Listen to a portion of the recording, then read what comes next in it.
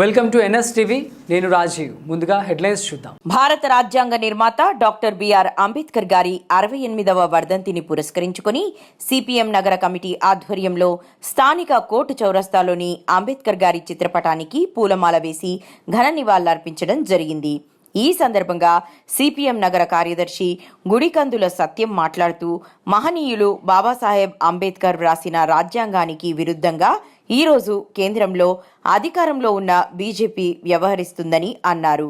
రాజ్యాంగానికి తూట్లు పొడిచే విధంగా కార్మిక హక్కుల చట్టాలను నిర్వీర్యం చేస్తుందని, రైతు వ్యతిరేక చట్టాలు తీసుకొచ్చి కార్పొరేట్ కంపెనీలకు కొమ్ము కాస్తుందని అన్నారు.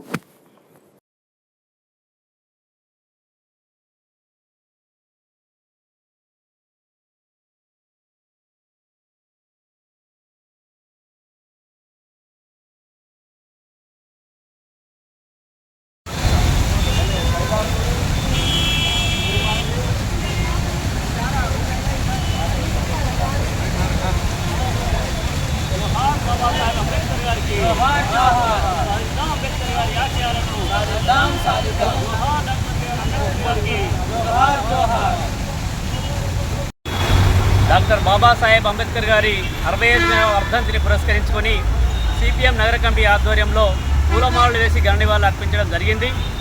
డాక్టర్ బిఆర్ అంబేద్కర్ గారు రాసినటువంటి రాజ్యాంగాన్ని ఈరోజు మతోన్మాద బీజేపీ రాజ్యాంగానికి తూట్లు పొడిచే విధంగా రాజ్యాంగాన్ని ఈరోజు పరిహాసం చేస్తూ ఉన్నది.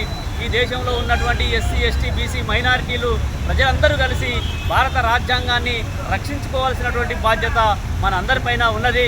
ఈరోజు బీజేపీ రాజ్యాంగానికి తూట్లు పొడిచడం ఒక్కటే కాకుండా రాజ్యాంగ పరిరక్షణ హక్కులన్నింటినీ కూడా కాలరాస్తున్నటువంటి పరిస్థితి ఉంది. బాబాసాహెబ్ అంబేద్కర్ గారు తీసుకొచ్చినటువంటి కార్మిక చట్టాలు కావచ్చు, అట్లాగే రైతు చట్టాలకు సంబంధించినటువంటి అంశాలన్నింటినీ కూడా ఈరోజు బీజేపీ కార్పొరేట్ శక్తులకు అనుకూలంగా వ్యవహరిస్తూ ఉన్నది.